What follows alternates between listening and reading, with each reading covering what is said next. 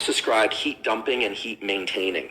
I told you that increasing heat makes it hard for muscles to contract. It will stop you from being able to run further and faster. It will stop you from being able to lift more weights, more sets, more repetitions. If you can keep temperature in range, however, in a proper range, you will be able to do more work. You will be able to create greater output. You'll be able to lift more weight, more sets, more reps, and you'll be able to run further. Now, there are data that I'm going to talk about in a little bit that are absolutely striking us here. They improve fat loss. Those three areas are your face, the palms of your hands, and the bottoms of your feet. Now, the skin on your hands and on the bottoms of your feet, and to some extent on your face, are called glabrous skin. That's G-L-A-B-O-R-O-U-S, glabrous skin. And what's special about those areas of your body and the glabrous skin is that the arrangement of vasculature, of blood vessels, capillaries, and arteries that serve those regions is very different than it is elsewhere in your body. Now, this has ancient roots. Typically, if you were another mammal, like a bear or some sort of ape, you would have hair all over your body. Now, we all know some pretty hairy people, or presumably you've heard that there are these hairy people. I know a few excessively hairy people, and Costello's excessively hairy, but he's not a person, obviously. But all mammals have hair on their bodies. Just some people have very light hair or very fine hair.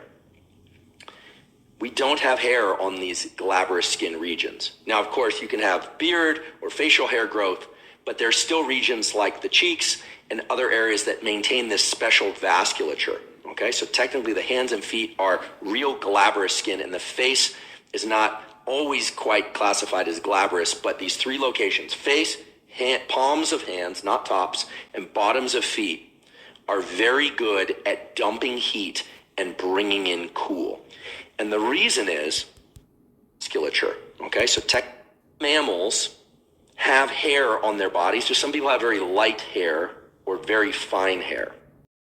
Laboratory, who could do 10 pull-ups on the first set, and they were able to get 10, rest 2 or 3 minutes, get another 10, rest 2 or 3 minutes. And if you've ever tried this, what you find is that you start dropping to 8, 7, 6, etc. Now, the person might not necessarily feel like they're overheating, but the muscle is heating up. Then, with their knowledge that these AVAs, that these portals in the palms are a great way to both heat the body, but also to dump heat from the body, they used a device, and I'll talk about what you can do at home, but a device where they had people hold on to what was essentially a cold tube. Now, this is crucial. The tube can't be so cold that it causes vasoconstriction, because then the cold won't pass from the tube to the hand and to the core. But if it's the right temperature, it's neither too hot nor too cold, that cool from the cold tube passes into the hand, these so-called palmar regions, and then cools the core, and in theory, by lowering body temperature, would allow the person or the athlete to do more work. And indeed, that's what they saw.